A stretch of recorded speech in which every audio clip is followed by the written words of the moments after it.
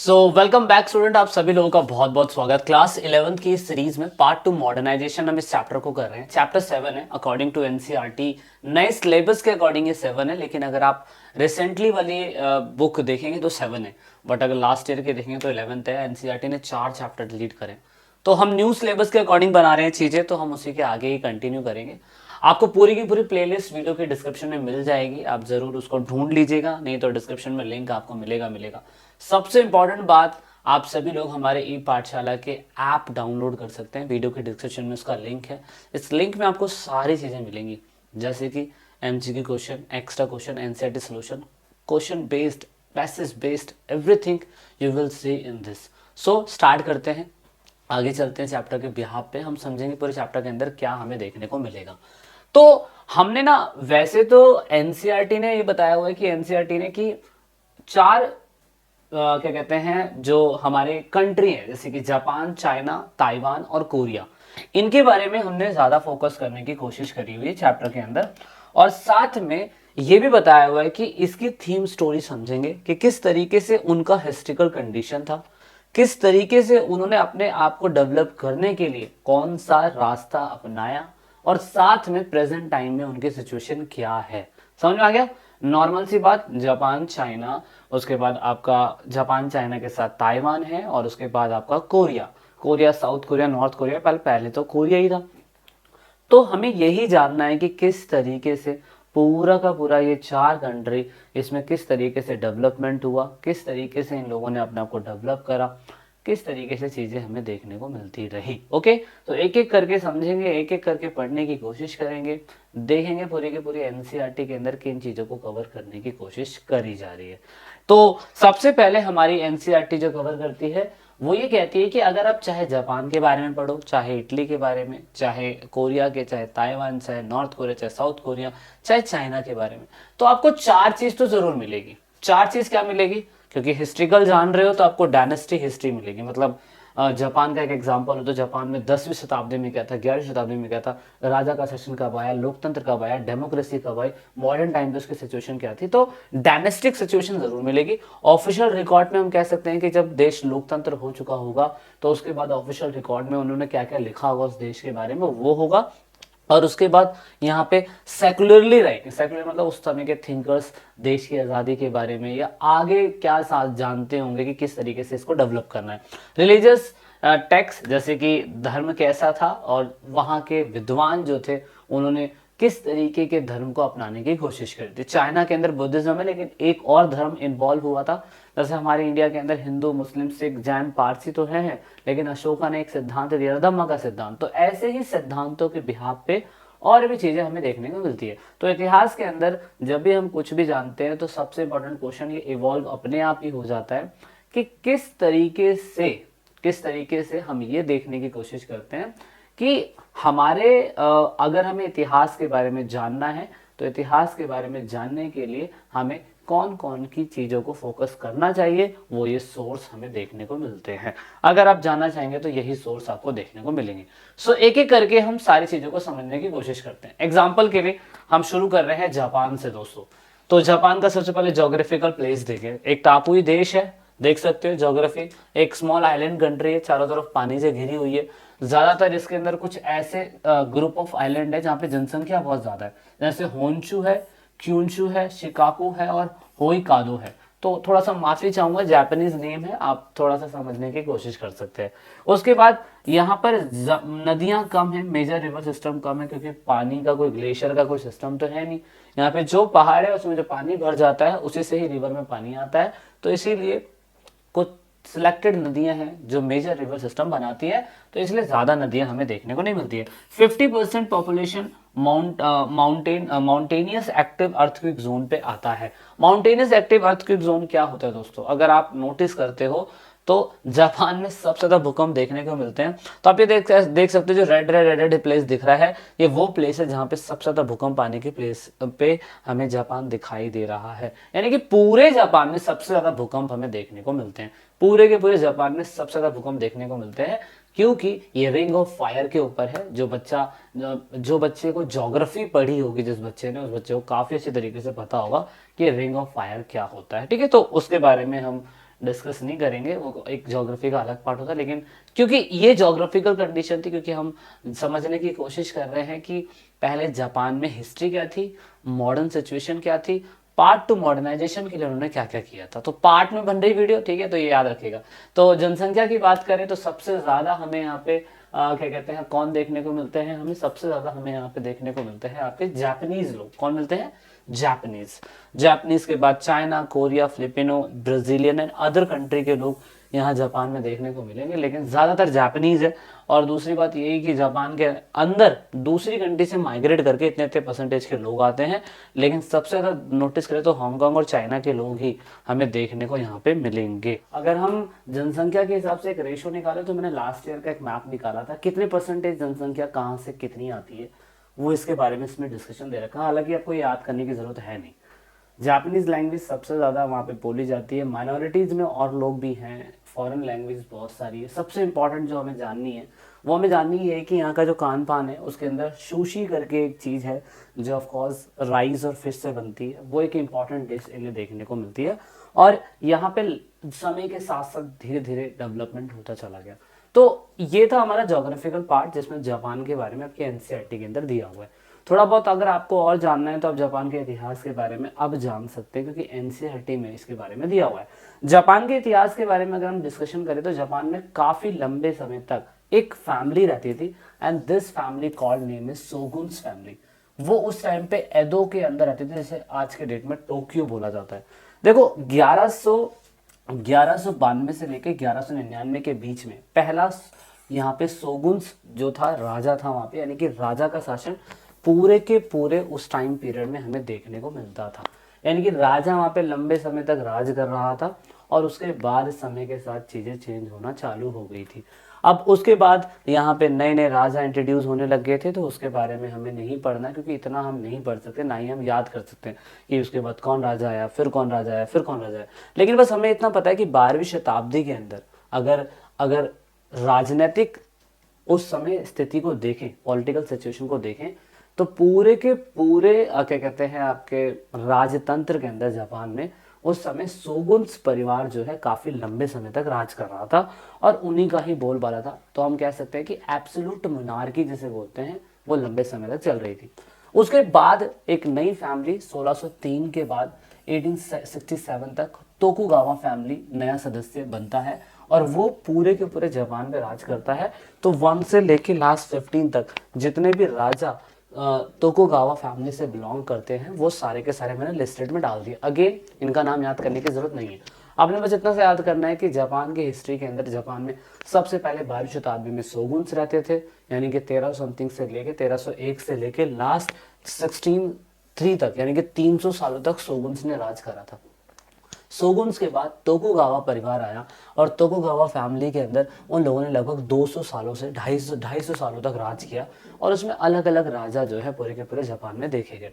तो यानी कि जब राजा का सिस्टम था, this is called absolute monarchy system, जहाँ पे राजा जो कहेगा वही बात होगी, और जनता का वही डायलॉग, जो तुमको हो पसंद वही बात कहेंगे, तुम अगर दिन को कहो दिन और रात को कहो रात तो रात कहेंगे। कहने का मतलब सिंपल सा यही है कि भैया यहाँ पे राजा ही सब कुछ है, राजा ही हेड ऑफ द अथॉरिटी है।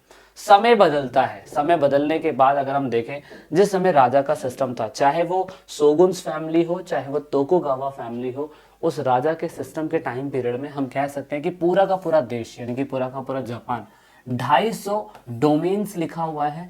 यानी कि डोमेन्स का मतलब दैम्यू, दैम्यू मीन्स लॉर्ड्स के बीच में डिवाइड था। अब लॉर्ड्स का मतलब ये होगा कि हर एक जमीन पे अलग अलग जमीन का मालिक होता था, एक तरीके से जमींदार होता था।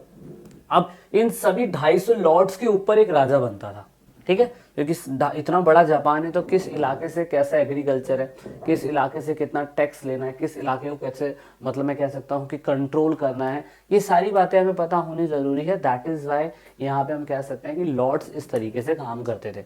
तो हमारे इंडिया के अंदर ना अगर आप देखें तो मैं आपको थोड़ा सा दिखाता हूँ हमारे इंडिया के अंदर क्या था और यहाँ पे हमें क्या देखने को मिलता है। वेट, देखो जैसे कि आपने पिछले 6 चैप्टर के अंदर पढ़ा था कि थर्ड ऑर्डर पढ़ा था आपने पढ़ा था कि सबसे ऊपर क्लर्जी होते हैं जिसे हम पादरी बोलते हैं, देन नोबैलिटी होते हैं, है ना। उसके बाद आपने पढ़ा था फिर नॉर्मल पर्सन हमें देखने को मिलते थे। हमारे इंडिया के अंदर क्या होता था, हमारे इंडिया के अंदर कुछ ऐसा सिस्टम होता था, सबसे ऊपर ब्राह्मण होते थे, जैसे हम ब्राह्मण्स कहते हैं, उसके बाद क्षत्रिय होते थे, है ना, क्षत्रिय होते थे, देन वैश्य होते थे, जो भी है वैश्य होते थे, एंड देन उसके बाद नॉर्मल जिसे हम शूद्र कहते हैं, शूद्र ये होते थे। ये हमारी मतलब क्लासिफिकेशन थी वर्ण सिस्टम के हिसाब से। लेकिन जापान के अंदर थोड़ा सा अलग क्लासिफिकेशन हमें देखने को मिला था। जापान में क्या सिस्टम था, जापान में सबसे ऊपर राजा होता था, देन दैम्योस होते थे, दैम्योस के बाद उसके नीचे समुराय होते थे जैसे नाइट्स वर्क बोलते हैं, देन उसके बाद ये सारे के सारे थर्ड कैटेगरी के लोग होते थे, जिसमें सबसे पहले किसान और आर्टिशन होते थे, लास्ट में मर्चेंट हमें देखने को मिलते थे। तो ये पेपर के अंदर तो नहीं आएगा, लेकिन पूरा का पूरा जापान उस समय पे कुछ इस सिचुएशन में था। अब उस टाइम पीरियड पे क्या होता था कि राजधानियों के अंदर ज्यादातर हमें विद्रोह देखने को मिलते थे, मतलब जमींदार के ऊपर अटैक भी हो सकता है, जमींदार भाई कभी कभार किसी किसी के मतलब आंखों का तारा बन जाएगा, या किसी की आंखों में गड़ जाएगा कि मेरे से ज्यादा टैक्स क्यों ले रहा है ना। तो नॉर्मल जनता ऑफ कोर्स क्या कहते हैं, विद्रोह तो करेगी। तो हर किसी दैम्यों को, यानी कि एक जमींदार को बोला जाता था, एक दैम्यो मीन्स लॉर्ड्स बोल लीजिए, भगवान एक तरीके से, उनको कहा जाता है कि अपनी राजधानी के अंदर है ना, राजधानी बड़ी सुरक्षित होती है, और सबसे इंपॉर्टेंट हर एक जमींदार को मदद करने के लिए एक समुराई होता था, और समुराई एक तरीके का फ्रीडम फाइटर होता है, मतलब जो लड़ाई वड़ाई करने बड़ा होशियार है, बहुत तेज है, वो बंदा उस टाइम पीरियड पे रक्षा करता था जमींदार की। क्यों, देखो नॉर्मल से इन लोगों से टैक्स इकट्ठा करना है, टैक्स इकट्ठा करने के लिए समुराई अपॉइंट करे जाते थे, समुराई टैक्स इकट्ठा करके दैमियों को देता था, और दैमियो वो पहुंचाता था राजा के पास तक, यानी कि दैमियो भी खुद टैक्स इकट्ठा नहीं करता था, समुराई इकट्ठा करते थे। और समुराई लड़ाई झगड़े में काफी अच्छे थे, तो इनसे फालतू कोई नहीं बोल सकता था, और इन लोगों से टैक्स इकट्ठा करके वो ऊपर की हेड ऑफ द अथॉरिटी के पास पैसे भेज देता था।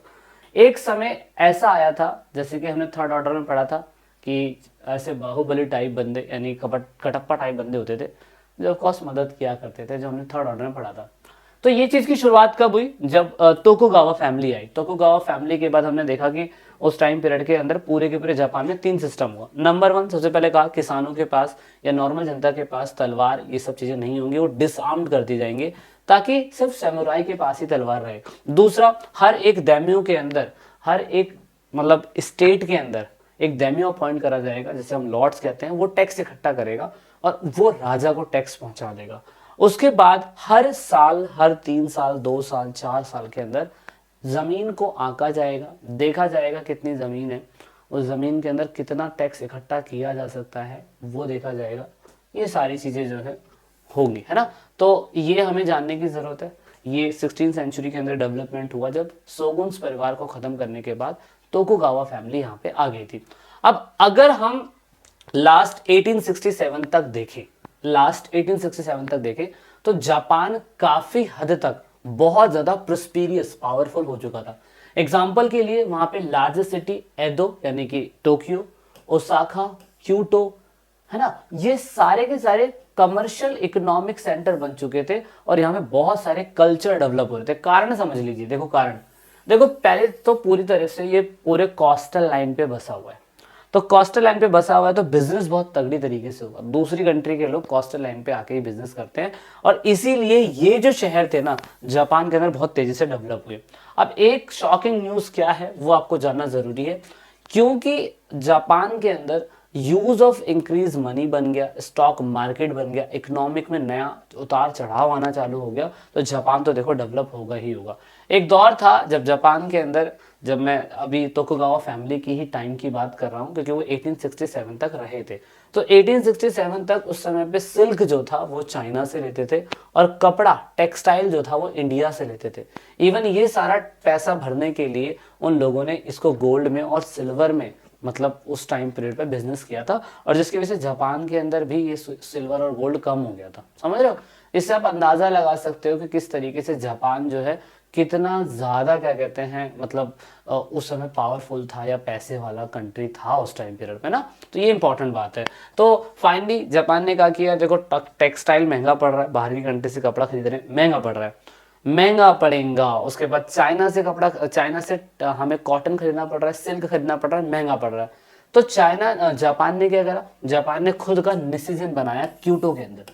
तो निशिजन के बारे में बहुत सारी चीजें अच्छी लिखी हुई है, लेकिन मैं डायरेक्टली बस बताना चाहता हूँ कि जापान से रेशम का निर्यात अर्थव्यवस्था के लिए मुनाफे का एक प्रमुख स्रोत बना। एक ऐसा समय आया जबकि जापान की अर्थव्यवस्था पश्चिमी वस्तु के मुकाबले में काफी अच्छी काम करने लग गई थी, सिर्फ निशिजिन की वजह से। निशिजिन भी एक तरीके का क्या कहते हैं धागा ही है जो जापान ने इन्वॉल्व किया, और जापान ने इतना ज़्यादा बनाया कि बाहरी कंट्री के अंदर भी बेचा जा सके। कब की बात बता रहा हूँ, ये मैं जब की बात बता रहा हूँ जब 16 और 17 सेंचुरी है, यानी कि अभी भी तोकुगावा फैमिली जो है यहाँ पे राज कर रही है, यानी कि राजा का सिस्टम अभी भी चल रहा है, इतना ज़रूर याद रखना। अच्छा, धीरे धीरे अगर मैं तोकुगावा फैमिली के टाइम पीरियड की बात करूँ तो काफ़ी हद तक सामाजिक और सांस्कृतिक परिवर्तन भी हुए। चीनी प्रभाव, यानी कि जिस तरीके से चीन क्षेत्रफल में ज़्यादा था, वो जापान के ऊपर उसका इम्पैक्ट बहुत ज़्यादा पड़ रहा था। जैसे कि मैं बात करूं कि जापान में जापान के अंदर लिटरेचर प्रमोट नहीं हो रहा था। जापान का खुद का भाषा, जापान की खुद की स्टोरी, जापान की खुद की टेक्स्ट बुक, जापान की खुद की लैंग्वेज, है ना, कल्चर, ये चाइनीज का इन्फ्लुएंस जापान के ऊपर ज़्यादा था जब तोकुगावा फैमिली रहती थी। लेकिन समय के साथ चीज़ें बदली, पीपल ने उस समय पे रीडिंग एंजॉय करना चालू करा, और जापान बहुत ही ज़्यादा क्या कहते हैं गॉड गिफ्टेड था कि उस टाइम पीरियड पे लोग राइटिंग कल्चर को जापान के अंदर इन्वॉल्व कर रहे थे, इवॉल्व कर रहे थे, बढ़ा रहे थे। इवन इसका जीता जागता एग्जाम्पल हम ये देख सकते हैं कि जब जापान के अंदर सोगुन्स फैमिली थी तो उससे पहले योशिदा फैमिली भी होती थी, योशिदा वंश। योशिदा वंश का एक राजा था जिसका नाम जेची करके था, इसलिए गेंजी लिखिए, ये गेंजी ही होगा भाई, गेंजी। गेंजी जो था ना, उसकी उसकी कथा लिखी गई थी, युद्ध कौशल के बारे में, राजनीतिक, उसके रोमांटिक जीवन के बारे में उल्लेख किया गया था। किसके द्वारा? गेंजी के द्वारा। गेंजी की कथा है, गेंजी, ये एनसीईआरटी के अंदर आएगा कि किसने लिखी है ये, तो ये मीरा सिकाई की सीकुबी, नाम भी खतरनाक है। मैं थोड़ा सा इसे अच्छी तरीके से एक्सप्लेन करने की कोशिश करता हूँ। जब तोकुगावा फैमिली थी तो उस टाइम पीरियड पे जापानीज इन्फ्लुएंस जापान पे ज़्यादा था, भाषा को लेके, कल्चर को लेके, ड्रेसिंग सेंस को लेके, खान पान को लेके। जापान ने धीरे धीरे अपने खुद की राइटिंग कल्चर को इन्वॉल्व करा, और उन्होंने तोकुगावा फैमिली के ही टाइम पीरियड पे लोगों को पढ़ना लिखना सिखाया, और अपनी ही खुद की लिपि को इन्वॉल्व करा, अपनी ही लिपि को बनाया, और उन्होंने उस टाइम पीरियड पे किताबें लिखी।